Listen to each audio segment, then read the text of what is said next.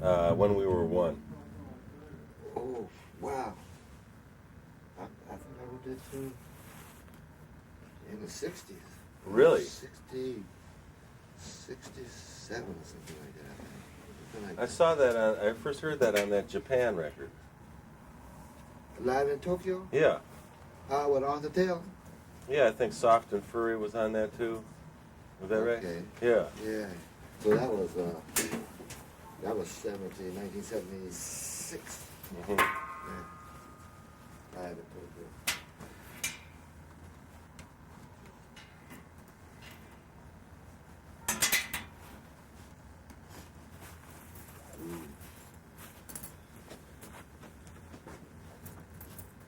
Gotta hate that sunlight. Oh, man. Wake you up in the morning. Hey, but it's almost 5 o'clock. Such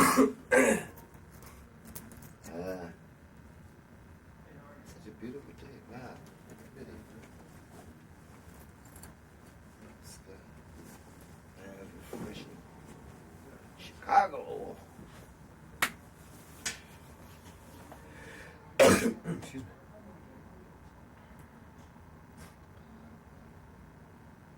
We had snow a couple weeks ago, and we hopefully won't have any now for a while. Yeah, no, I was looking at the weather map. Down in the 30s and low 20s, and we had, what, an inch? Aha. I'm I just glad saw I'm not. one on April the 1st. I was looking at television at home, and it showed it was around the Boston area. Yeah. The people out on the beach, out, in their summer swimsuits and everything. And it showed the next day, April 1st. Yeah, They were digging it like 2 feet of snow. They were digging out. Where do you call home now? In France. France? Yeah. Yeah, France. Wow. I had 2 years of French in college. Huh? Still can't speak the language. I had 2 years of French in college. All right. Still can't speak it. That's all right. Don't feel bad. I've been over there 30 years and I can't speak it.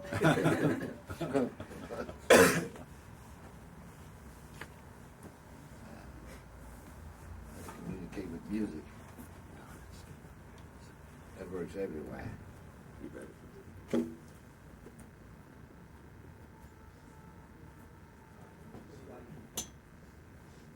When you were studying French, did you have French teachers? I mean, were they French Yeah, national?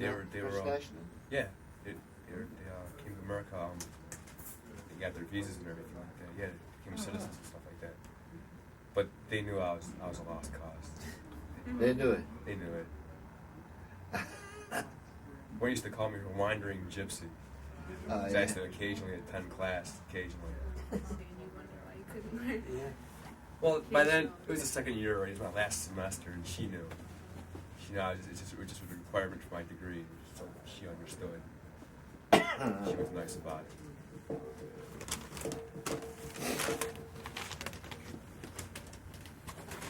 Hey, how you doing? Good, how are you? How's the traveler?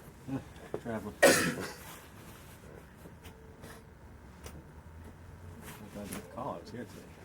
Yeah, great. Appreciate that. Great.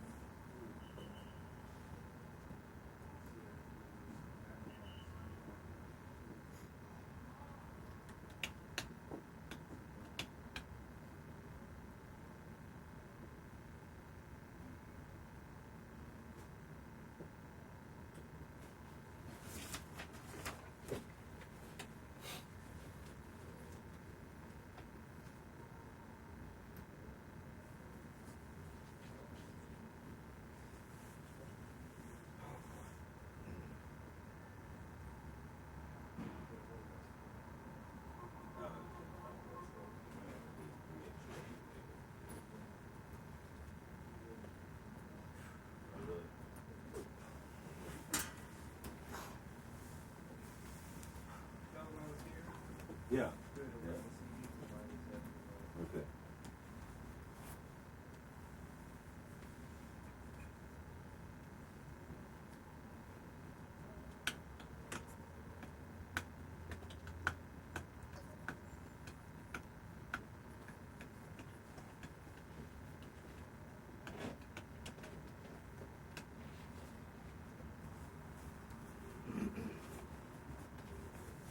So what usually happens in here?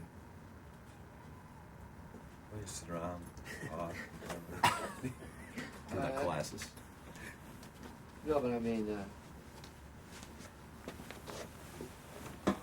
what can I do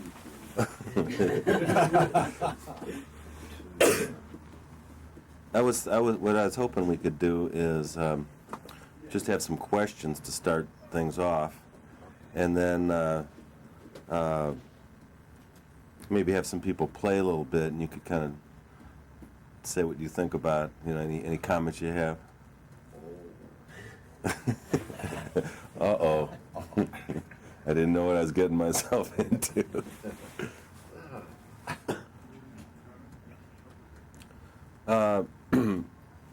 I think we'll just get started. There's several more people that are coming. But let me get this.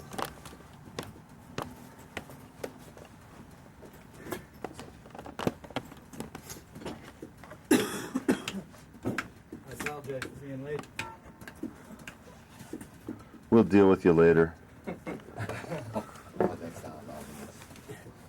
Could you just tell us a little bit about, when you got started playing? Just how you got started and just kind of the beginnings of Johnny Griffin's saxophone career. Well, it didn't start with the saxophone. It started with piano when I was 6 or 7 years old. And with piano, then when I was about 8 years old with the steel guitar, Hawaiian guitar. How'd you find that? Or how did it find you? The Hawaiian guitar, I was here, a man lived up the street, a musician lived up the street who played it. A Hawaiian, actually. But it's funny because it's a steel guitar, electric, sitting on the lap, the picks and the metal bar. I actually find that instrument very corny. Because I would rather have with the Spanish guitar, Right. Because this music teacher was right up the street. So. But it was good because my family was very religious. I could play at the Sunday schools playing the piano, and when they'd have teas in the afternoons or the garden parties, I could play little things on the Hawaiian guitar, which was a novelty. Not only that, this professor of music, Mr. Burns, had a gig also besides teaching. There was a theater on, which was South Parkway, which is King Drive now. Right. And next to the theater was a candy store, popcorn. The Regal Theater? No, the Regal was across the street. Oh, the Met? The Met. Right. Right. And they also sold sheet music in this store, this magazine. And the guitarist would sit in the window and play tunes and sell sheet music, So sometimes I did that also. I would go up there playing the popular tunes of the day. But when I was graduating from grammar school, 12, 13 years old, the class had a party at what was then the Parkway Ballroom, which was on 45th South Parkway on King Drive.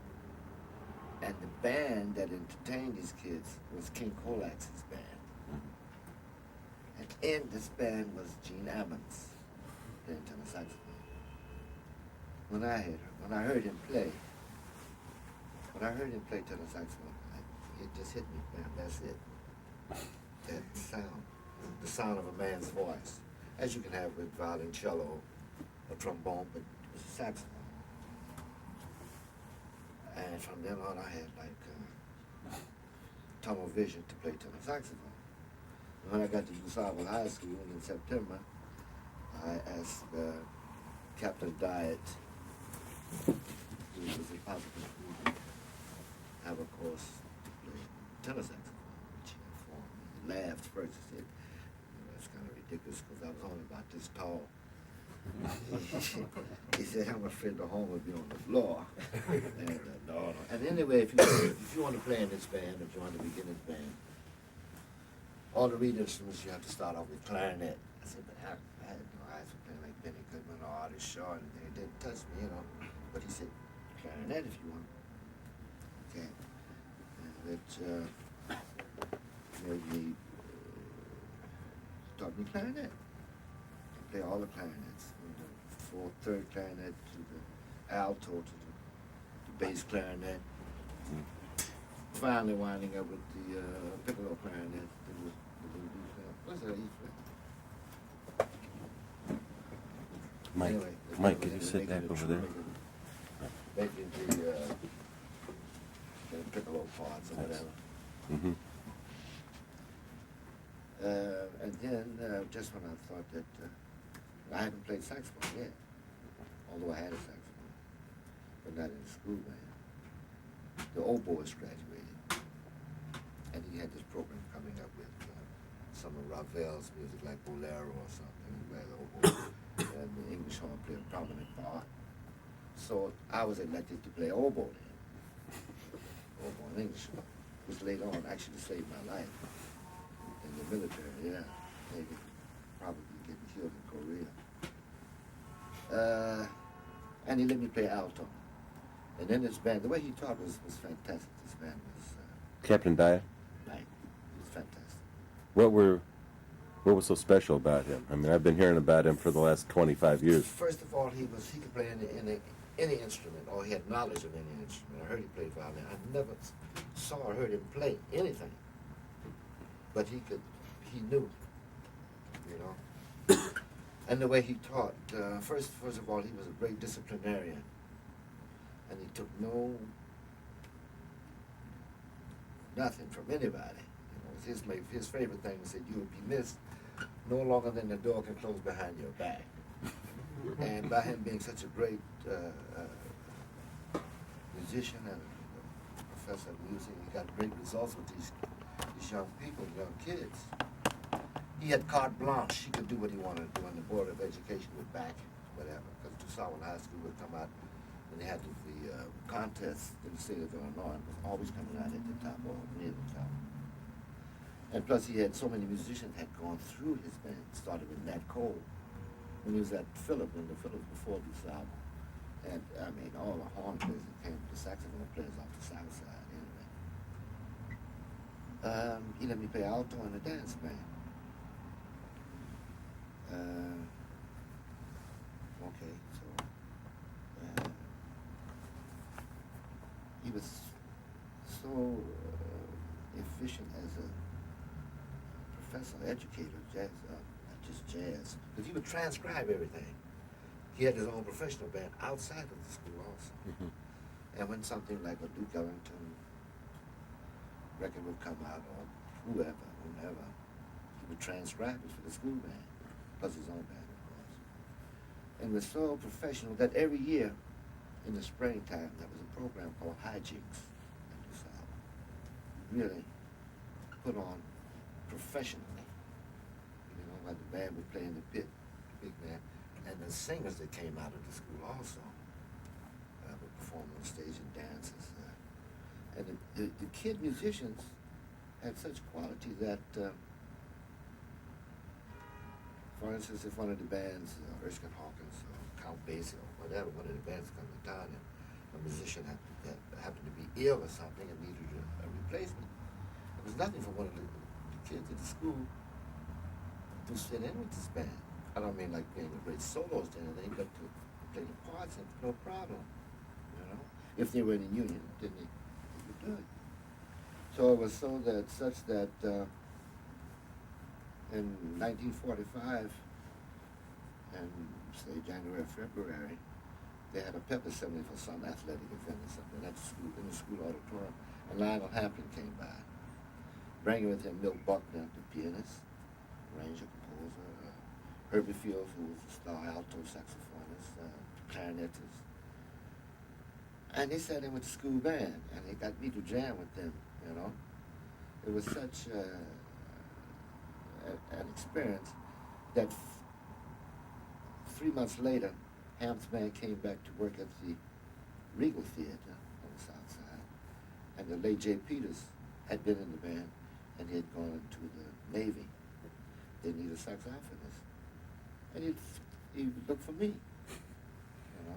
And you were how old? I just turned 17.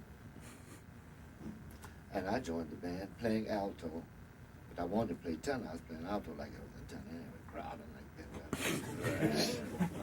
Or he was sweet, he was trying to make those lips slurred like Johnny Hodges.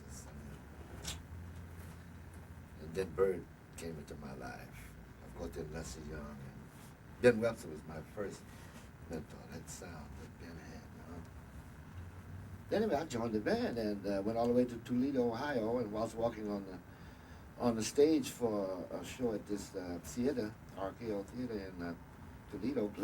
Late Gladys Hampton stopped me and asked me, Junior, what she called me, Junior, where's your tenor saxophone? What do you mean tenor? You just want to play tenor in the band. So immediately I called a train back to Chicago because there was nothing to find instrument-wise in Toledo at that time, as the war was still going on also. I found an old container here and took another train right back. There I ran with this tenor saxophone. And this is, of course, to do show business-wise, to do battle with Arnett Cobb, Big Red. That big sound he had. To play Flying Out on a Flying Home and do the battle of the saxophones, which is great for show business, of course. And so that's how I got started, tenor saxophone. Had you been like playing with other classmates in high school? Did you play a lot of jazz? I mean, just... Oh, yeah, all over the place. Oh, yeah. All over the place. Because Wilbur Campbell graduated with me also. Right. Atkins. Mm-hmm. Who else? Oh, Leroy Jackson. George Freeman. Right. John Gilmore, didn't he go to do Yeah, but something? John Gilmore came after Mm-hmm. me. I didn't meet John Gilmore until 1953 when I came out of the United States Army. Mm-hmm. And I came home with my friend Dr. Elmer said, man, so Kevin can really play Bonzo. I said, well, take me, where is he? And when it was John Gilmore. But I mean, there were other saxophonists there. Clifford Jordan, Mm-hmm. who I knew very well from kids together. But I was still ahead of him in class. He came like maybe 2 years after myself. What about Nicky Hill? Was he from DuSable or? No, I don't remember where Nicky Hill was from. I didn't meet Nicky Hill until, oh wow, my first recollection of Nicky Hill was like 55 or something like that. After I met John Gilmore. I had been back to New York. Yeah, I had been back. I went to New York to play with Art Blakey, the Messengers in '57. And I remember coming back to Chicago to play with Leslie Young and Gene Ammons out at the club out on East 63rd Street, the Stage Show Lounge was the other one. McKee's? No. This was right near Jackson Park. This was near Stony Island. It was a Crown Propeller near Cottage, not too far, and the same people owned another club, almost where Stony Island was. And the Crown Propeller, it was a stage. Mm-hmm. It was a stage. And I left Thelonious. Art Blakey's group came back to play with Perez and Gene Ammons in this club. That's when I met Nicky Hill and Howard Sullivan, playing with Jody Christian. Rebel Ware. Mm-hmm. Oh, I've been playing with Rebel Ware before that. We played in I played with Rebel Ware in the 40s. And we got Rebel Ware and Ike David joined a band that was created by Joe Morris and I at the we left Hampshire at 47. And we needed a drum and a bass player. Got Wilbur to take Philly Joe Jones' place, and who else? Percy Heath had left the band at that time. I have a question just again about when you were just kind of developing. I mean, what did you do when you first started playing jazz? You were what, about 13 years old, 14 years old, or earlier? Or I don't think you were playing jazz on the Hawaiian guitar, were you? No, but I was playing boogie woogie on the piano, or things like that, you know, because it was very popular in those days. You know, Albert Ahrens and great pianists. Jazz. When I got my saxophone, then I started in jazz at Old Wurlitzer. And what were you playing? What were you working on when you first got your horn? I was working on what I was hearing, what was on records, you know, whatever I could mention. Like I said, Ben Webster was my idol, so I was trying to play this little alto, trying to get a Ben Webster sound out of that, which is actually ridiculous. But, you know, there's nothing like the will to do something. And we had a band called the Baby Band. Lindell Marshall was the drummer. He went later with Les Young, Leroy Jackson, Claude McLean. Levi Sells was the band leader. Actually, we were in competition with Captain Diet's professional band. He wanted to treat it as a joke in front, but got serious after a while. And I remember once that McKee Fitzhugh, I wonder if McKee had done that. He put up a huge poster of myself right on Nick and Angel's, which was the school store, on the wall. The school store where you could look out the band room down at this photo of me, the baby of the band. And when Diet saw that in the class, he said, he stopped the class. We have a star. Take a look out of the window. You can see his poster out there. Now, star. You sit down and play with some clarinet part or something that I hadn't practiced. You sit down and play this part for the class. You know, which was a disaster. I was so humiliated. I really finally I learned how to play that part. But you know, this man he was our father figure also, you know. He couldn't stand stubbornness. Called me, what are you doing? Bring your mother to school. But he made those kids learn how to play, you know, really. Yeah, it's crazy. Any questions from anybody? Uh-oh. Did your religion have anything to do with your playing? You said that religion was part of your upbringing. Did that have any impact, and how much did it have? Oh, my religion? Sure, you said you play in church. Oh, yes. Even touching the organ sometimes. But I would imagine everything would have had an effect on my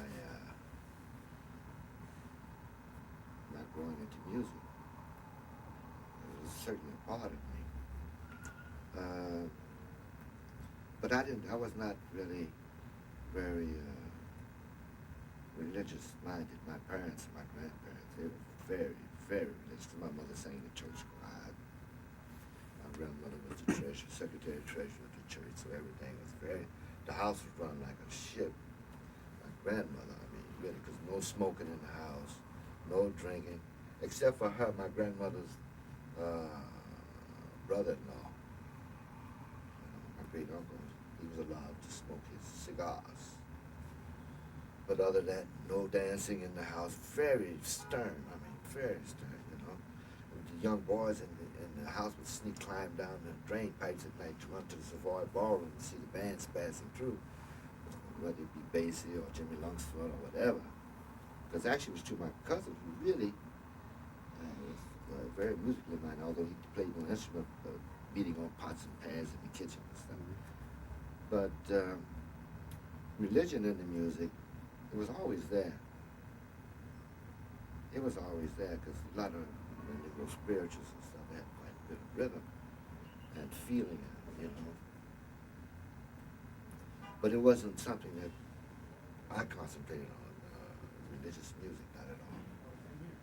Even though I made an album with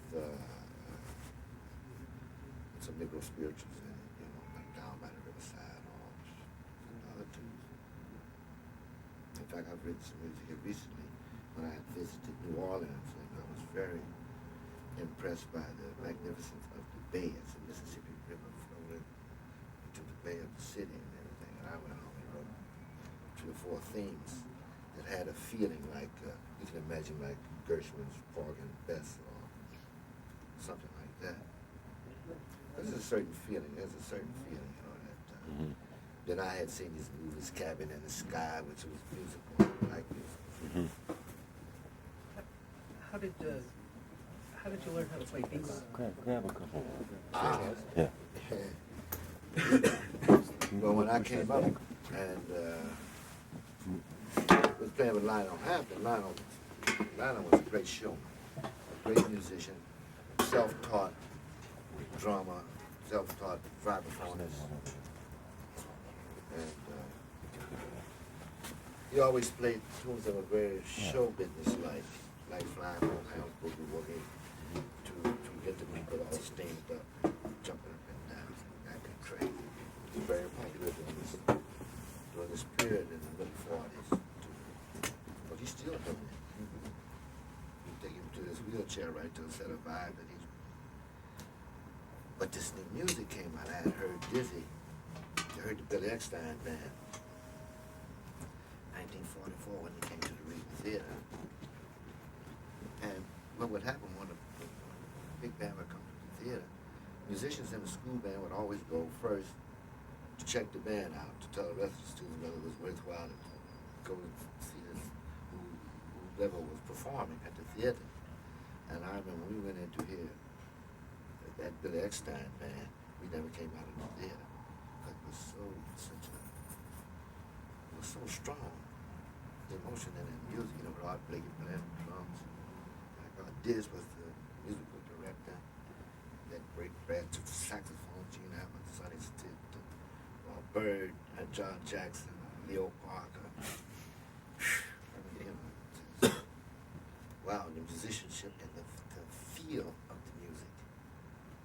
Because it was swinging, of course, but they had made such great advances on rhythmic applications to normal swing music, you know.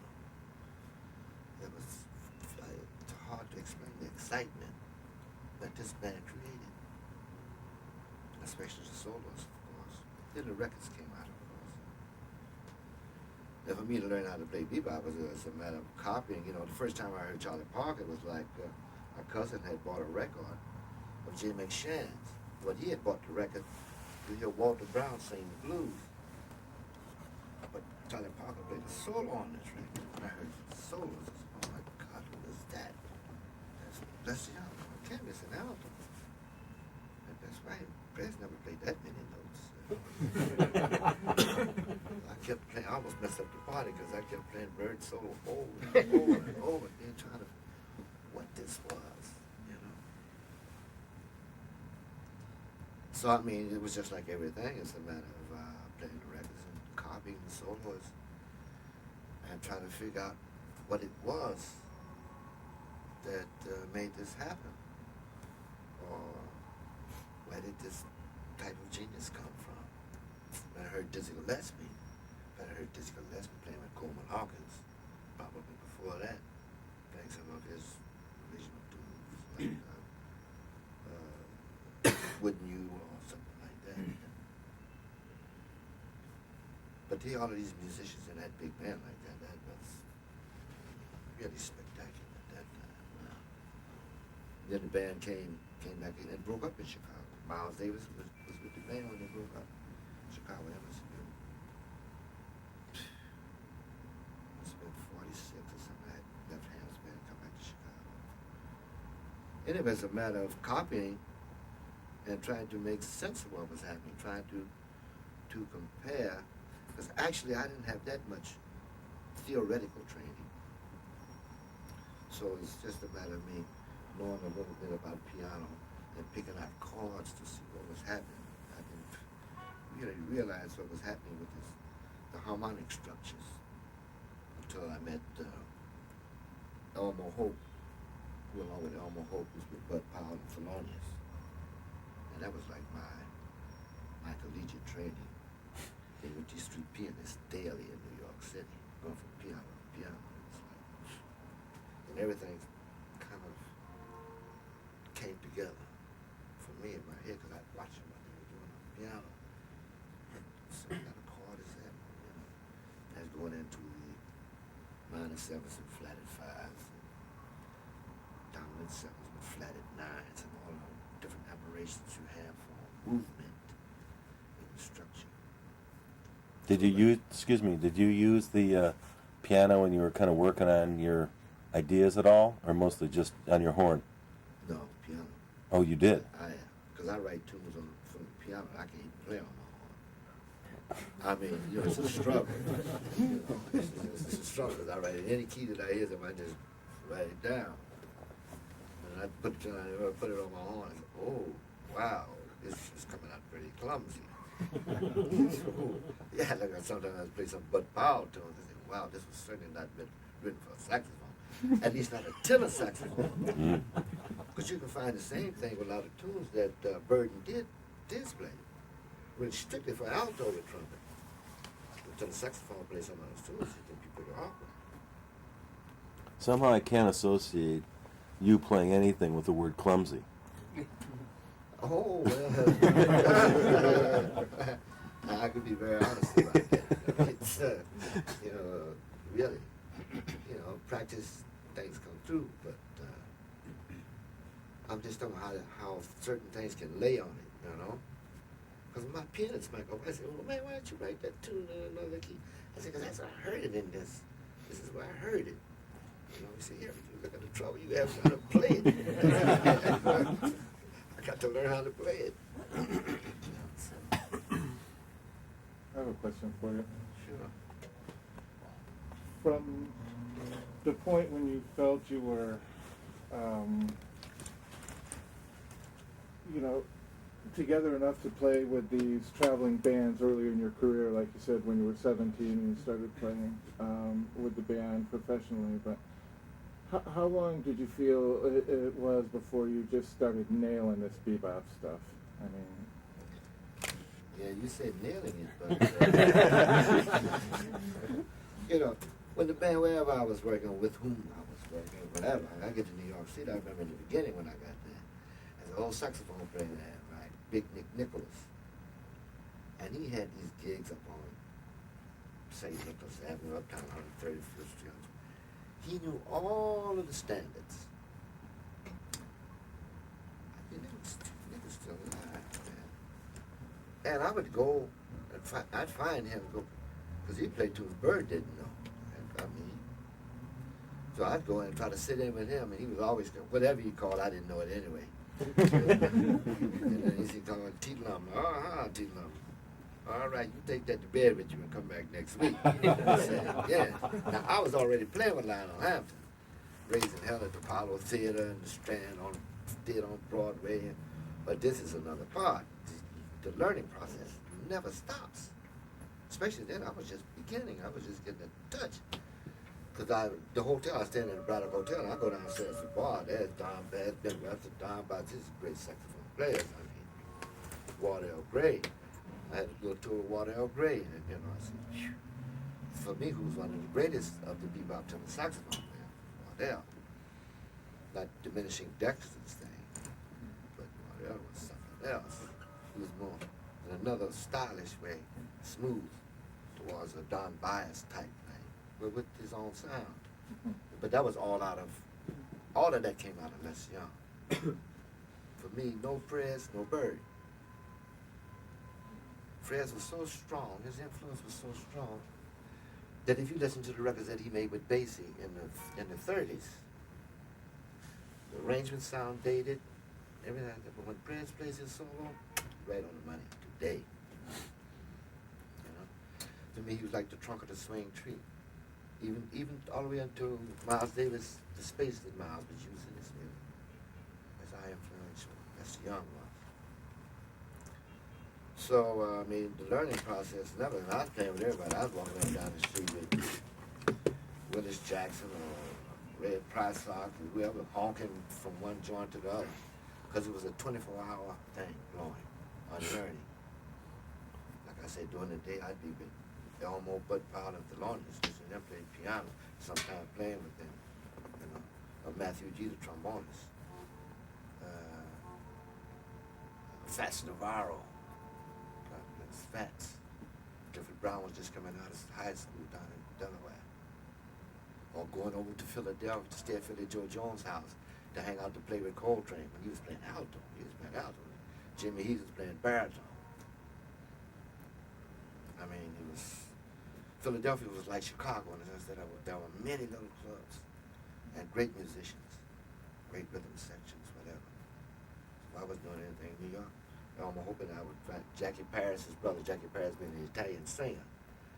His brother had a car. When he lived in New Jersey, he would drive us over and we'd stay in Philly Joe Jones' apartment for like 3 or 4 days at a time, just hanging out, jamming every night, you know, because that's where it was learning. It was the closeness of the musicians. Because nobody was high and said, this is mine, you can't have it. You know, everybody was all out there in the open. Man, how did you do that? Well, look at it this way, everything. That's what explain everything to each other. So it made a healthy atmosphere for the music and all the after-hour clubs. I mean, at that time, during those parts, 45 or on, or before, all the way up until maybe the 50s, there were so many clubs in New York. Not just 52nd Street. There were clubs all over Harlem, all over the Bronx, all over Brooklyn, Long Island. And musicians, man, 126 and 8th Avenue, you could pick up 3 or 4 big bands any time of the day. Just got standing around or get in and out of the bar. There was so much music, really. But at that time, jazz was on the AM stations. Mm-hmm. It was a popular music because you had the Frank Sinatra, it was the days of the big band. Mm-hmm. See, that's what happened now. The young people, they don't have a chance to grow with the big bands, mm-hmm. which was very important, learning how to phrase with the rest of the musician in your section. Learn how to modulate your sound so that you fit in. You wasn't sticking out like a sore thumb. You know, but, well, happily that you have all these music schools now, because if not, because there's no place for the young cats to play. Mm-hmm.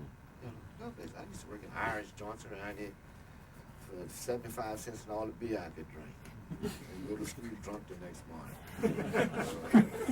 Polish neighborhood or whatever. But that was a learning process. Or with Wilbur Campbell in Georgia, we'd be playing on the street corners. Or in Washington Park, we'd be in a boat in the lagoon and blowing the lagoon. Anyway, I'll go from house to house. I remember Wilbur Campbell had one of the first recording machines I'd ever seen. It was a wire recorder. I mean, that's the way it was. You know? And not only for here, but then I go to New York and find young cats out there too, the same. Now, you're saying it's the same kind of thing? No, I'm talking back in the 40s. Back then. No, I don't think it's Do you think there's any place where the same kind of environment exists that used to at that time? I really don't know. I really don't think so. Because I can't tell. I can't judge. Mm-hmm. Because like I said, I come into town to play. Like, this is unusual for me. To play to company, even speaking with you all. I've had master classes at the university, at Amherst or University of Maine or different places. But I don't know if the young musicians get together like that anymore. Because we were all over. We found out if a band was playing on the west side, one night we didn't have a gig, we'd get on the streetcar and go over to the west side to their gig and try to sit in. If they didn't let us sit in, and when they took intermission, then we can sit in anyway. They'll probably get chased. They'll probably get chased from that neighborhood back to the south side. But it was just joy in playing and learning, you know. Donald Byrd was here a couple weeks ago, and he was talking about the all the players from Detroit that kind of migrated to New York together, and he said very much the same thing, that everybody was helping each other. And if one guy didn't know the changes, they'd say, you know, go home, but come back next week after you learned it. That's right. Not go home, get out of here, go learn it, and come back. Well, you had a lot of spillage from Detroit coming over here, because Sonny Stitt used to come here and drive everybody crazy. Because he knew all the modern bebop phrases, cliches, and everything. You know. So, oh, here comes Sonny Stitt. My main thing in my life was to stand in the corner and practice that horn, so one day I could ask Sonny Stitt, come on and sit in, and get him up there on the stand, and wouldn't be totally embarrassed. I mean, really, this guy was, he'd have made a great professor of music, you know, really. Sonny Stitt, man, he drive all the saxophone players in Chicago. Man. Frank Foster used to come in. I remember when Donald Byrd came in to play with Max. Right, Clifford Brown had been killed in that automobile accident 2 or 4 days earlier. I was working at the Cotton Club. They were working around the corner at the Crown Bella. But, you know, there was a closeness of the musicians. There was no jealousy. If there was competition, it was always a friendly competition. Like, you know, all it makes you want to go home and get yourself together, you know, and not. It was such a feeling of individualism also. Because when someone was playing, I could tell who it was immediately. The sound. Where do you think that came from? I mean, because you listen to a lot of young, you know, players now, and they don't have the kind of instantly recognizable sound. I mean, if I put a Johnny Griffin record on, I know in like a few notes. But you see, or Getz or Train, you know. Right, but see, they have a classroom sound. Because that's the only opportunity they've ever had to play has been either at home, alone, or in a class, or with the professor of music, whatever. And they didn't have the chance to develop like we did, because we played for the public. Like I said, on the street corners, we played for the public. And in those days, it was easy to hear the difference between Ben Webster and Coleman Hawkins, or Don Bias and Lester Young, or Ike Quebec and Herschel Evans. Herschel created his own school. You got the Texas Tenadas, the Illinois Jackettes, the Buddy Tates, the Arnett Cobbs. That's Herschel. You see. But then Perez had another approach. What kind of rep did Don Bias have back then? Don Bias was the monster. But I mean, I know that, but I'm just wondering, is that what the musicians thought at that time, or was he kind of a secret? Or they had no other way to think. Don Bias was obviously a master. Lucky Thompson. Lucky. Is he still around? Yes, he's sick. He's in Seattle, Washington. Yeah. Great player. Yeah. Great. What happened after you had played? I have a record with you and Hank Mobley and Train. Oh yeah, that Blue Note record, the blowing session. Yeah, I heard. Is that true that they just grabbed you on the way to the studio? No, it was my date. Or maybe they grabbed Train or Hank Mobley just in the street on the way to the session. We were waiting for Alfred Lyons to pick us up, to take us over to Rudy Van Gelder's studio in Jersey. And I think at that time I was playing with Thelonious. Oh, was I playing with him? Yeah. Yeah, that was, after I played with Art Blakey, yeah. And I was playing with Thelonious. Train had gone back with Miles, because the year before he had played with Thelonious. I was playing with Thelonious, so that was 58. And I was waiting there with this because it was supposed to be Lee Morgan, Hank Mobley, Art Blakey, Paul Chambers, and Wynton Kelly. And Train, we was in a Hamanega. It was a joint right on the corner of 52nd and Broadway. And train just happened to walk in in the early afternoon. We were there talking, blah, blah, blah, and everything. And when Alfred got there, the idea hit him. He said, Johnny, come here. I said, well, what is it? He said, well, how about inviting Train on the date? I said, brilliant. That's a brilliant idea. Yes. Yes. So we collected Train and got his horn. And that's how that happened. That's how that happened. What did you think of Train as he kind of left the bebop zone? And what did you think of Train, like when he formed his quartet, that music? Were you into it pretty much, or did it kind of alienate you, or? No, it didn't bother me at all. Because Train was the way Train had played earlier was out of Dexter. Was out of Dexter Gordon style. That's what Train came out of. And plus he had the facility to play fast and some bebop things too, out of Bird and whatever. But when he created this style of playing modal like that, it was different. But it didn't affect me, because I had another set of problems I was working on. I knew he was playing his buns off, because we had jam sessions in New York when he was playing tenor, over in Brooklyn or different places, same concert and everything. But that didn't bother me at all. Although you find that then the young kids start to emulate him and try, But then I think that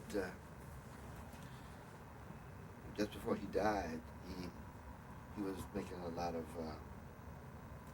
emotional sounds that was picked up by young musicians. And they started with those sounds. Right. And they stayed with those sounds, and that's as far as they ever got, because they had no basis. They didn't, certainly they didn't have the basis. The Train had. And so I could hear this, of course, like, cats around me, Train clones, black and white. Right. Some black Hundreds of copying them. the white clone from the black one, right? So, but things like that never bothered me, because you see, music being my master, it transcends all of that, And then what I was trying to do is, it was a search for my meaning, And I came up to time, like I said, these different sounds from Ben Webster to whatever, to Coleman Hawkins, to Bird and everything, And I could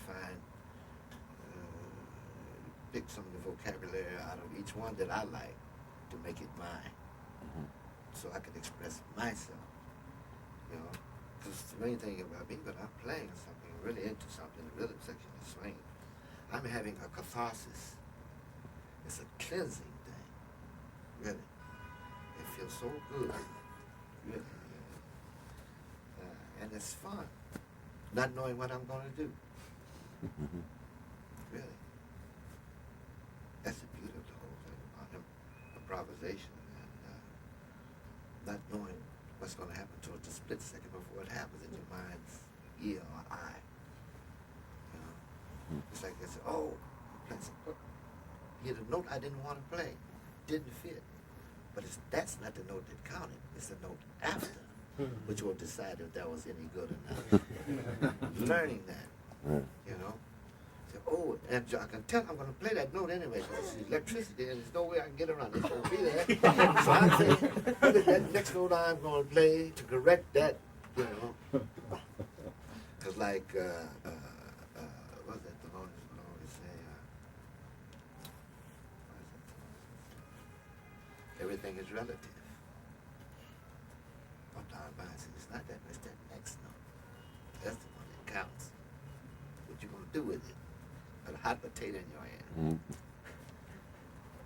Did when you were in New York, in terms of most of your practicing and your friends, your colleagues, were people basically just working on tunes, or were people playing scales, or what was the kind of practice regime that people were doing, or was it similar? Was yours different than your friends, or? I had no idea, because we didn't practice out of books. We the only, we didn't practice out of books. After learning clarinet and oboe and all that, there's no more books. What I concentrated on was for sound. My main thing was to have my voice. So like you said, if I play a note, you notice, you know, and that consists of playing long tones. How long? Long. Well, I just used metronome, so I would cheat, you know, play every note, every note from, I say start with G on the second line and go up half steps with the metronome clicking at 60. You know, and I'd hold a note for 12, 13 beats and rest before and go up half steps, all the way up to altissimos. Then go F sharp down to low B flat. Then I'd play some scales just to get my finger. And the way that I play is unorthodox anyway, so I used to play out of Hanon, the piano method for high finger exercises, things like that. I think mainly it was to know that you're going to play, would like to play certain phrases. You know, and take these phrases and go through the keys. So if you have the feeling to say that, make that statement, you can make it anywhere.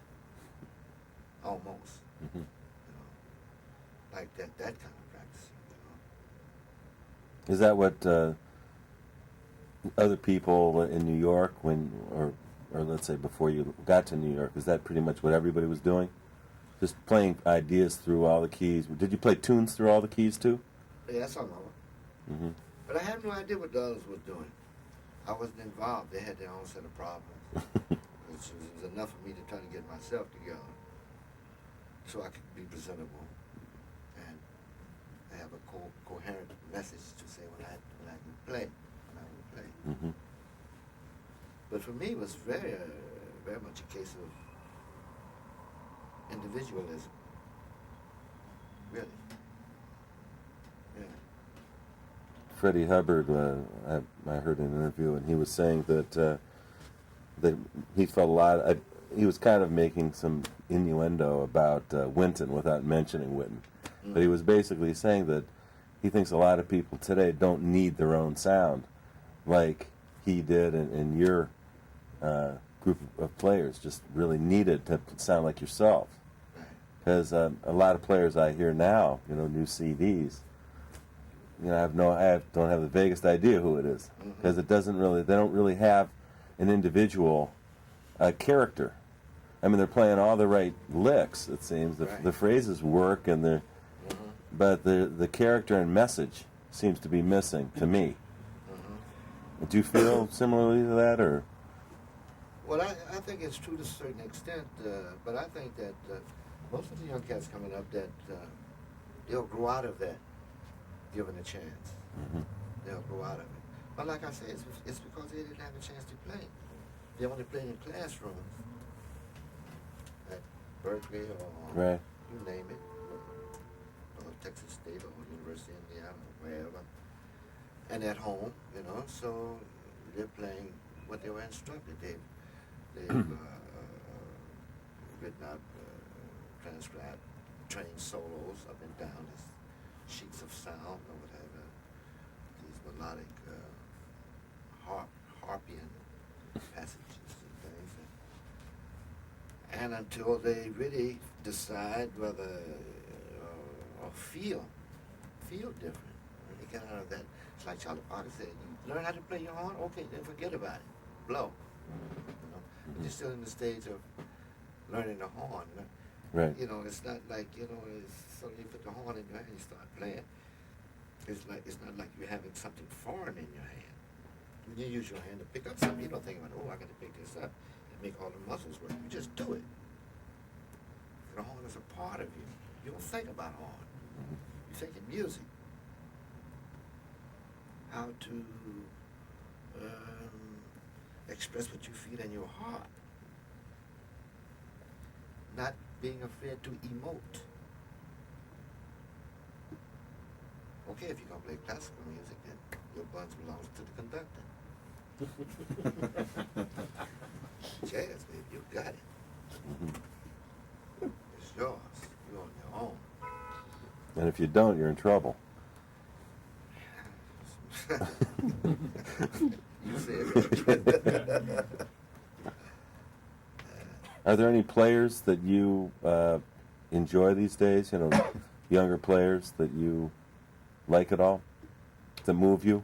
Yeah, some sure. I like Joshua. When I first heard Joshua, I couldn't believe it because I was in Boston, at Cambridge, that is. And I was going for an interview on the radio, and I heard this. He's playing Body and Soul. And said, "This is Joshua." I said, "What, Joshua? Joshua Redmond. Do it, son." I said, "What?" Because he plays like an old man. The sound and everything, a big sound and everything. And then I met him. I said, "Man, you know, I met him because we were staying in the same hotel." I like Ron Blake, Mm-hmm. the tall saxophonist, Yeah, right. played with, Mhm. what's his name? Trumpet. The trumpetist, what's his name? Roy. Yeah, Roy Harper. Mhm. Yeah, very much. You know, he's drawing. I heard him sound different every year. Mm-hmm. Something else is happening. You're Don Braden? No, I don't know. Yeah. He's improved greatly in the last 4 or 5 years. I heard him in New York. Don Braden. Yeah. Tenor saxophone? He played with Freddie for a while. Really? Yeah. Mhm. But I think he's coming along a lot. I think what you were saying about when you were developing, you were pretty much thinking or playing music 24 hours a day. I mean, that was like it. That's right.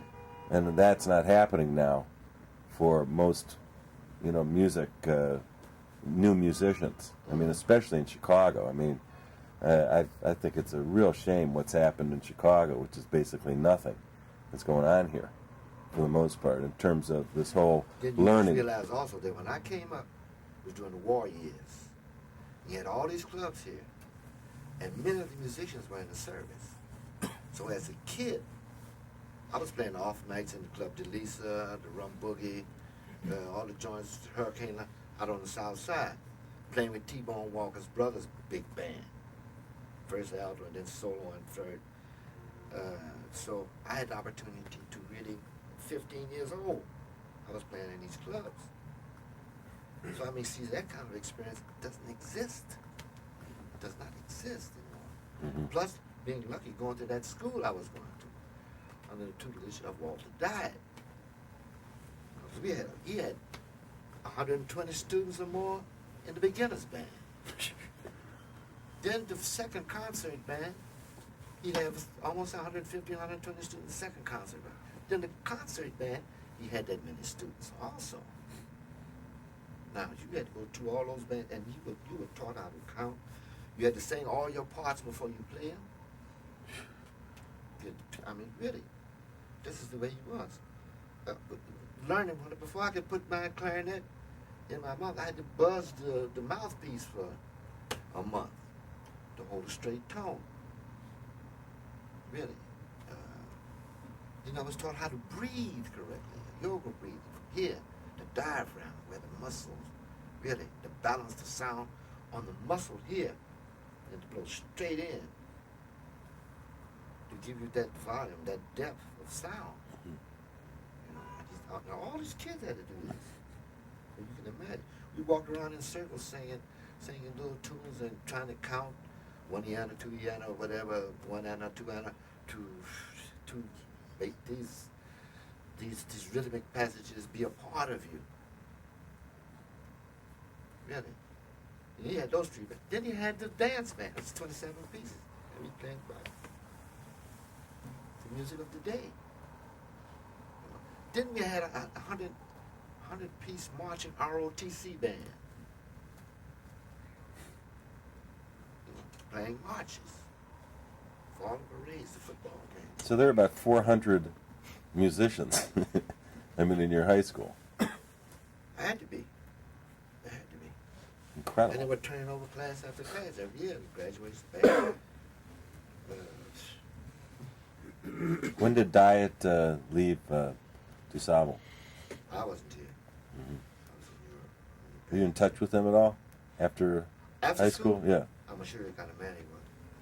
I graduated in 45. In 61 or 62, at McKee Fitzhugh on the south side. Lockjaw and I had put together this quintet, two tenors. and we were playing opposite Gene Ammons. And I remember getting off the bandstand one night, because it was the bandstand was behind the bar, and I was walking to come out of the band, and he was sitting there. And he said, Johnny, come here. I said, oh, God, I was so surprised to see him. He just said, he had sensed something was disturbing me. And he said that, and he wrote something out. It had to do with positive thinking. I can't remember was Andrew Carnegie's book on positive thinking or what. He said, go buy this book, it will age you. That's the kind of man he was. And you hadn't seen him since high school? I had to see him out of the house. I was wandering around all over the place, stoned out of my mind. Mm-hmm. I had been by the school. Maybe I had seen him once or twice or something. But for him to sit in that bar and have interest enough to say, something's wrong. Go buy this book and read it. This will help you.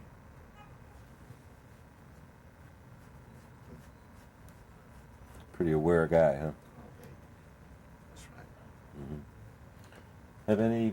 Has anyone thought of any questions, Paul? When you went to Europe, was that the reason for going? Was it partially the lack of that cooperation that you've had here during the 40s? In the first place, for me to go to Europe, it was the record company was the cause of it, Riverside.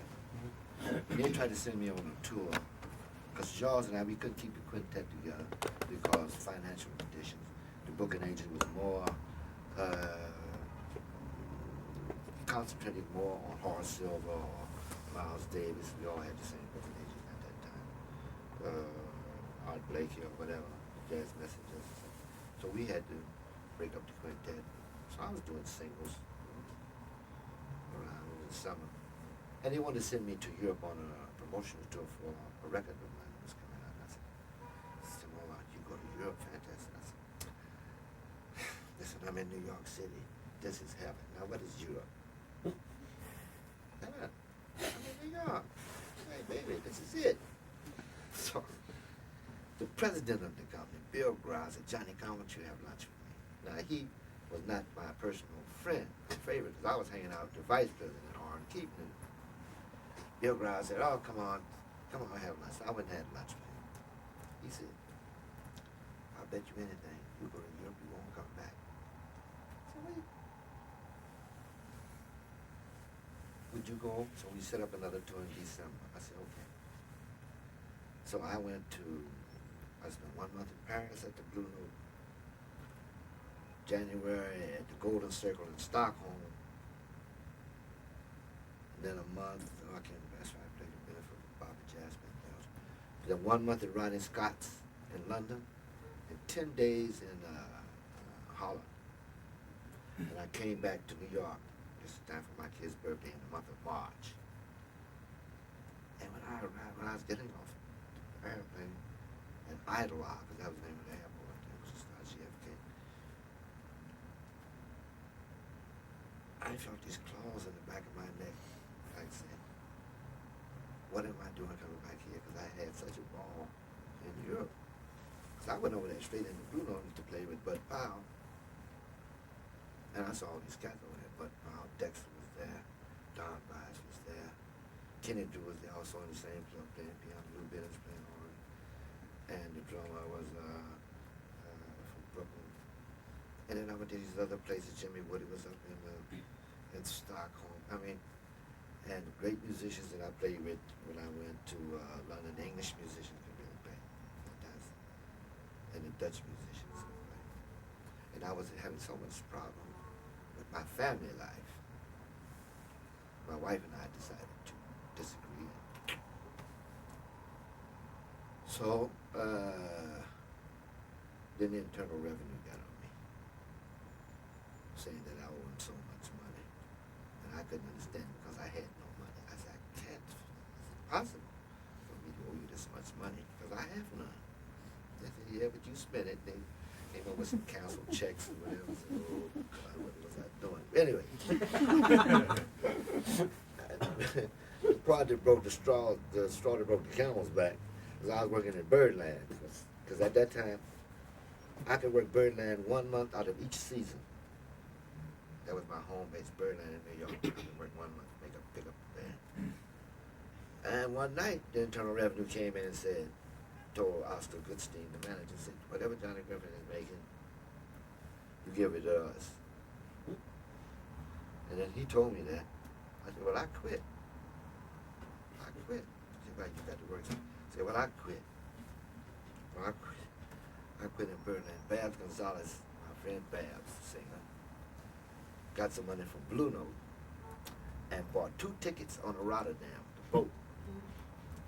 We had a big party on the boat. No, first I had a record deal with Atlantic Records, with Hank Jones playing organ even. Anyway, we caught the boat and went to Holland for 2 weeks to play around there. And at the same time, Ben Benjamin, the owner of the club in Paris, said, Johnny, come on back home. You got to get here at the Blue Note, baby. And we went to Paris, and I went to Blue Note, and I worked 6 months at a time. Blue Note, like that. And it was the experience, because the musicians are treated royally. Jazz musicians are treated as you treat big classical musicians here. In Italy, you maestro. And it was such a beautiful experience, when you rubbing shoulders with diplomats and people in another class of society that you never see here. The people are more friendly, more open. It was the treatment, everywhere. When did you go over there? Oh, Babs and I took the boat May 19th, 1963. Right, and I didn't come back until September the 11th, 1978. Didn't you play Joe's? Was that the first gig you had back in the country? I remember. I went to that. No, the first gig I had was at Monterey. Oh, really? Mm-hmm. Yeah, it was at Monterey. And then 2 days later, I played the Keystone Corner, which is right in the same area in San Francisco. And then I came and played the University of Michigan. What's the Michigan State? At Ann Arbor. Yeah. And at that time, we were getting ready to go to play Carnegie Hall. Because there, I played not only with the group that I had, but I played with Dexter's group. The next day, we went to New York and played Carnegie Hall, which was recorded for CBS. And then, did I come to Joe? No, I didn't come exactly. I think I went back home, then I came. But I was coming twice a year, staying 6 weeks at a time. Because I was playing twice in Chicago a year. So. But it was in 78, or at least in the spring of 79. He was on Rush Street. Right, that was a great club. Yeah. My school was just 2 blocks away. When I first heard you, I was right on Rush Street too. Yeah. So that was because I had known Joe since he started in Roosevelt College. Then when he was having those sessions there, and the other places that he was producing. Okay, who wants to play? Can I have a drink of water? Yeah. And show me where the men's room is also. Yeah. Please. Yeah. What were you thinking? Did Bryant sleep? Oh, The shit. way you looked at on the bridge, you played something, you played a E natural. That's your horn? Glad maybe it's What were you thinking when you hired your piano player? I wasn't thinking.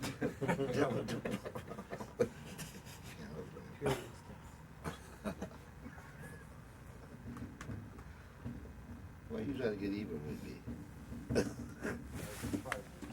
long range plan. I see. I think I understand. Feel like playing a couple tunes? No. No? Oh, Will you? want the truth. Will you? You want the truth, don't you? It's weird for me to be playing with all this sun shining out. We can get it out. Put the line. It's really. No, that was not a fool. I've never picked. Now, let me hear some of these cats play, man. You told me I was gonna listen to You somebody. scared everybody. People didn't bring. I ain't scared anybody. What do you mean? No, I mean, Everybody's living for music, not for me. Music is the thing. C'est la musique. Blanche, you want to play something? Blanche will never have the opportunity to play. So. Oh, that's pressure. Never, but I've never been asked to play in front of them. Oh, come What, on. can you play one? You want to play? I won't play with Johnny B. In front of Johnny B. Will you play with Only when he will you play closes with these his two guys? While I try to Are you a convince piano them to player? play. Tenor sax. There aren't any piano players here? Not who want to play. They should play. This is the best opportunity. You want to play? Play blues or something? I'll play blues. Okay. Come on, man. Come on. What are you playing? Just play, man. I don't play, I'm an artist. All right, go It's all do right. it. I listen. For the students. Yeah. Piano. Yeah, I want to hear the students play. Blanche is a judge. Oh, yeah? She plays as a judge. That does. You gonna play? Go on, come on. What's the worst that can happen? Oh, it's already happened. You've You asked. won't see, you won't see a lot of these people again in your life. Deliberately. Yeah, That's part of playing is Right. you know, stepping on yourself and That's having to the- keep going. You can't Right. you cannot substitute that experience with That- anything else. Oh, That, that nervous pressure. You gotta do it. That's right. David said that. And once you know what it is, then the next time you do it, you're more familiar with it. Doesn't make it easy. Yeah, it does actually. It really does. Well, David said Blanche is a judge and I'm a controller and I don't do this on a regular basis, so it's an honor now to play this job. None of that means anything. Yeah. Now you're a player. Now you gotta play. So it doesn't matter what you do.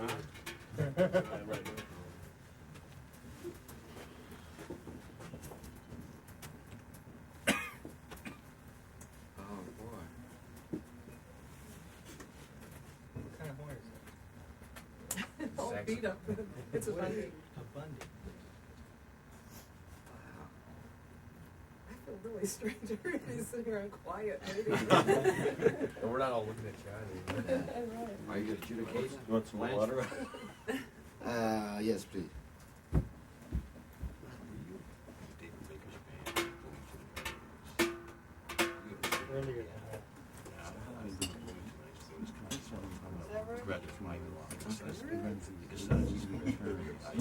Stephen Mertz. What kind of mouthpiece is that? So you just come in. It's Right. Yeah, from 76 Yeah. to 81. Yeah, it's a Okay, and how's it work? Individual or is it?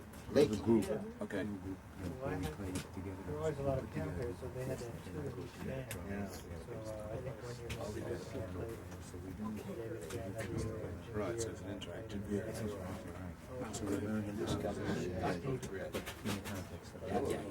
Right. And do you stay with the same one for? Yeah. You sure we're talking Where's the about wisdom? We're not really talking about Jim Beer. Oh, Jim Beer. He's in New York.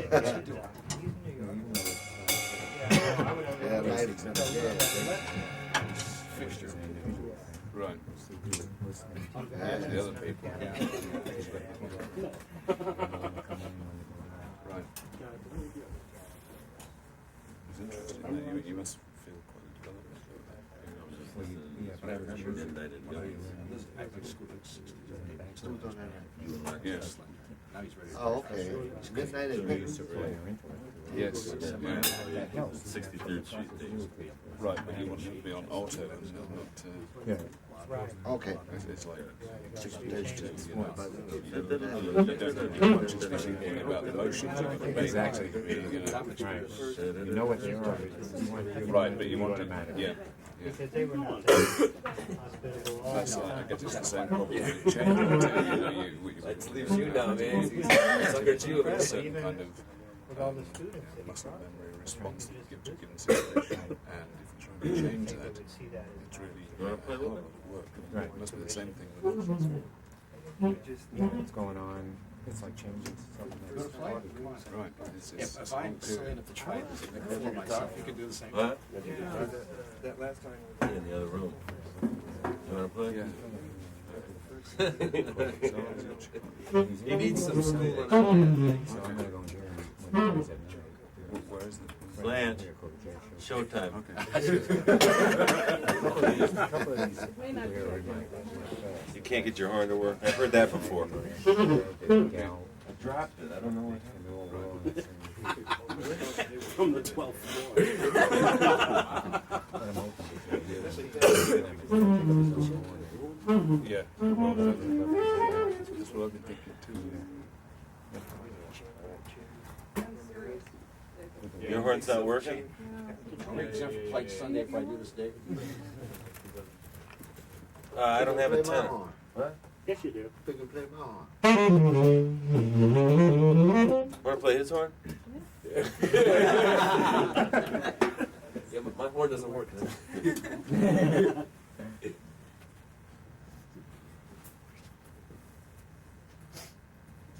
I should have said my own doesn't I work. do. It's good to know now. Yeah, right, yeah.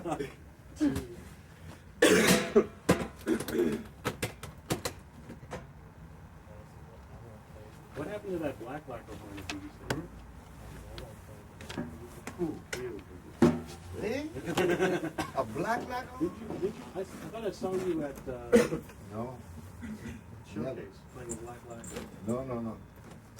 The only thing I've ever had, I've had a silver-plated bell. Experiment to see what it would do with the sound, but I never had black lacquer. Did you find a difference with the sound? Yeah. They actually thin the sound out. Oh, wow. The king was the silver horn, Yes, they had a German silver, a Yeah. nickel-plated bell. The super plain.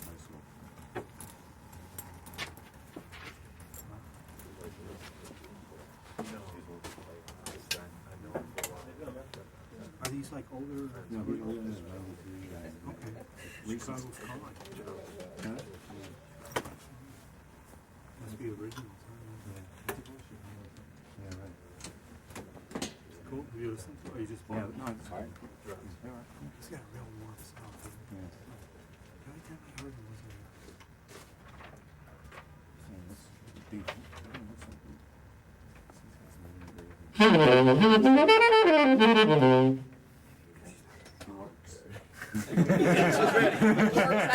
I don't have an excuse now.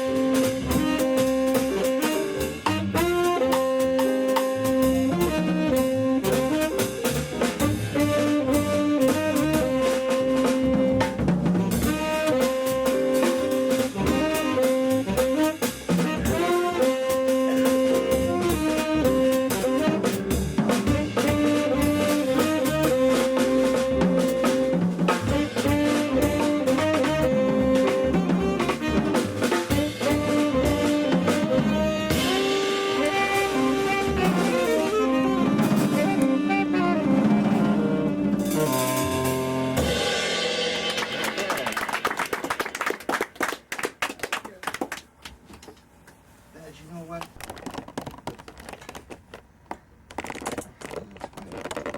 You have the mouthpiece too rigid in your mouth. You know what I mean? You almost have a clarinet armature. I play the clarinet. Yeah, but see, there's a difference. Right. There is a difference. Okay. You know, yeah, because the size of the mouthpiece and everything else. You play that on a tenor saxophone mouthpiece. So are you saying that I don't have it in the mouth that far enough? Or? Yeah, no, it's just the way you got it so tightly squeezed in your mouth, because you got it like it's squeezing for the clarinet. And it's still, and the sound that comes out of your mouth is a much larger sound, you know. Okay. And there is a difference, even when you go to alto even. There's a difference between the alto and the tenor too. You know, if you can see my teeth, see how they're worn out because I use metal mouthpiece. But I'm biting. You bite it, okay. I'm biting like this, and this lower jaw is really relaxed. That means you can control the power that you put in the horn. But if you got it all pinched up, tight like this, you can't get no power out of it. And it's hard for you to balance the sound with your diaphragm, the power, so that when you're blowing, everything is coming from your throat. As opposed to... Yes, as opposed to your diaphragm. Yeah. And that'll change your sound completely. Even like he's playing more open. You know? So it means he can play with more force and he can use his diaphragm. See, that's what's important is but to balance the note with your breath. With your breath coming straight to if you're real tight like that, you can't do it. With a small mouthpiece on a clarinet, you can do that. But this is a bigger mouthpiece, you see. The same. Okay, great. Thank you. You have any comments on Mark's efforts? Yeah, he's doing fine. He's doing fine. Keep it up. Yeah. He may be a little bit nervous. No, why would that be? I was watching the way you were patting your feet. Yeah, well, yeah. You couldn't decide whether you want to pat your left foot or your right foot. Yeah, because you're watching. Yeah, no, but you are blowing more from your diaphragm. More. Do you play clarinet also? No. I started See, with so tenor. that's the difference. I'll You see, have he to started. quit playing clarinet. No, you can still play it, but it's another program. You can't play it the same way. You cannot play it the same way, and it really has to do with your embouchure. Really, because to play a larger mouthpiece, it's got to be more open. More open. So you playing it more with your lip, like you do with the clarinet, to play those high notes, to play the notes in tune on the clarinet. But on the tenor saxophone, the range, the sound of the tonality is so much lower. It's 2 octaves lower. About like that. So, and you can't get a chance. You don't get a chance to really use your power that you have in you, because you got it all stifled right there at the point. Right, it's got to go in the horn. You know. That's why I call my playing the gentle sax. The gentle sax. Yeah. The gentle sax. Positive. Yeah. Yeah, it doesn't mean that I mean you have to play it loudly. Would a metal mouthpiece help also? Well, it depends, you know, it all depends on what kind of sound you want to get. Like for me, I have a sound in my mind's ear that I want to play that sound. And I've been working on this sound. It's supposed to be a magical sound that when I play one note, all the women will just melt. And I've been trying to get that sound for 50 years. Because the women have not melted yet. But you must have the sound in your mind's ear that you want to get.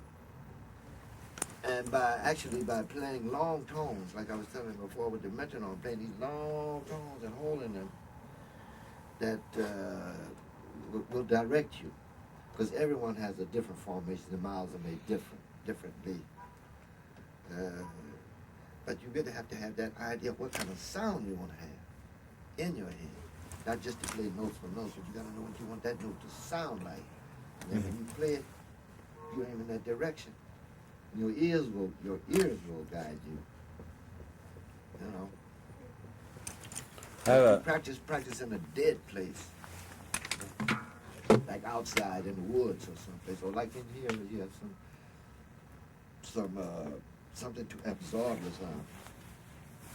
So that's going to make you breathe differently, and to be able to project your sound. Yeah. Okay, I got two more people that want to do something, and then we'd love to hear you.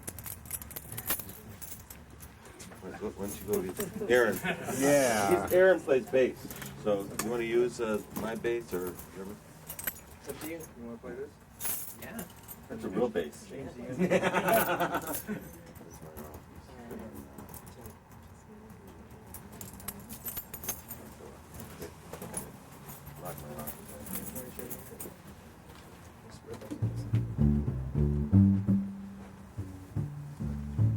you like that more? Yeah, it's actually really huge. It's really Probably want to drop your end. That's cool.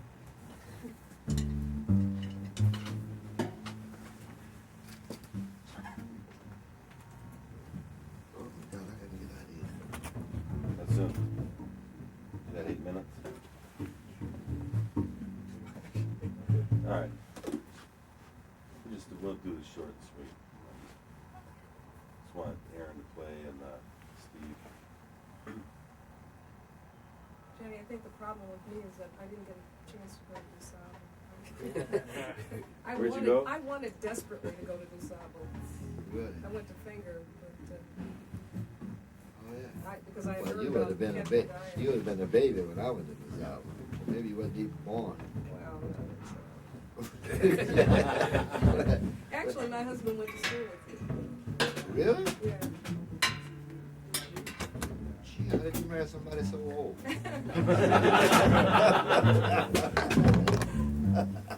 Keep it up. Wow, you were in school with me.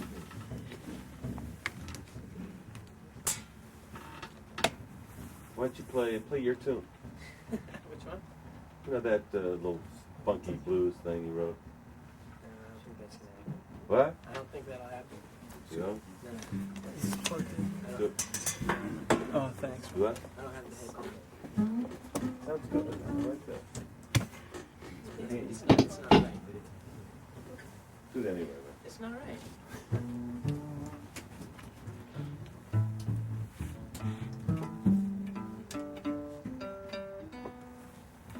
Play your tune then. Play that tune you wrote.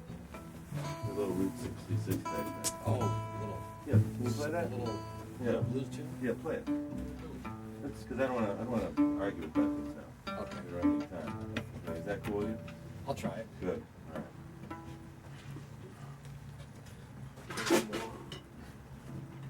Someone else can try it. Take it. Yeah, he'll play too, but he has another head. Obviously. Okay. All right. Slow. Medium blues. 1, 2.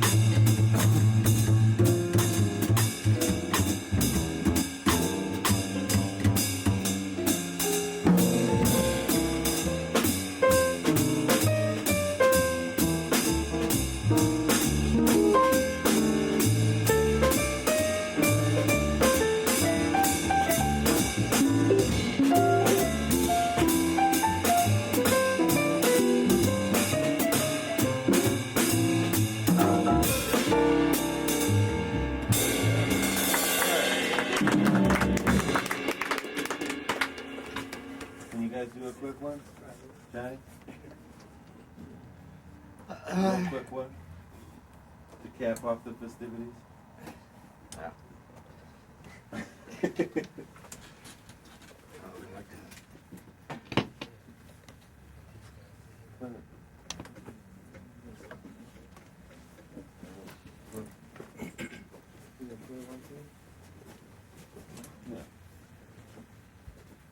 Any comments on Yeah, it just takes time, baby. Everybody's relaxed, you know. That's the main thing. Yeah. Is to relax. You got to relax. You got to relax. You can't be uptight. You got to,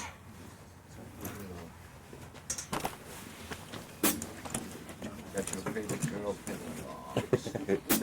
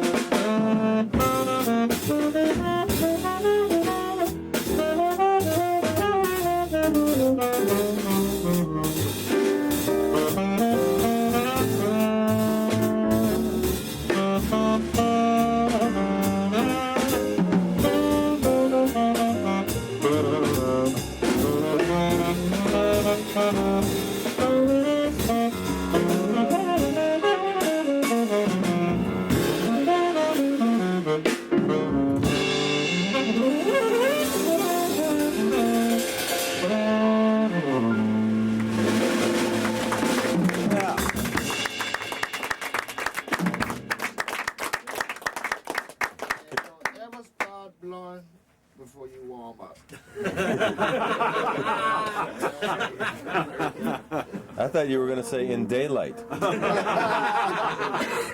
God! What about chops? About rolls? About rolls, baby. Wow.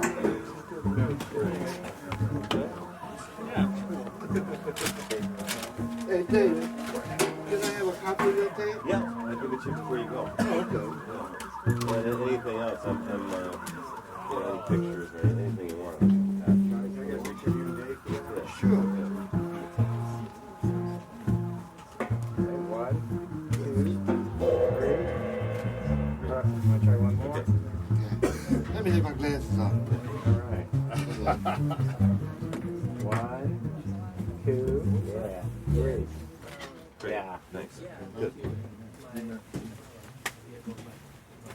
Hey man, thanks for coming by, man. Really appreciate it. I didn't know about it till I saw the thing on the. It was just completely Yeah, last yes, minute. yeah. It was I completely. think it's a great idea.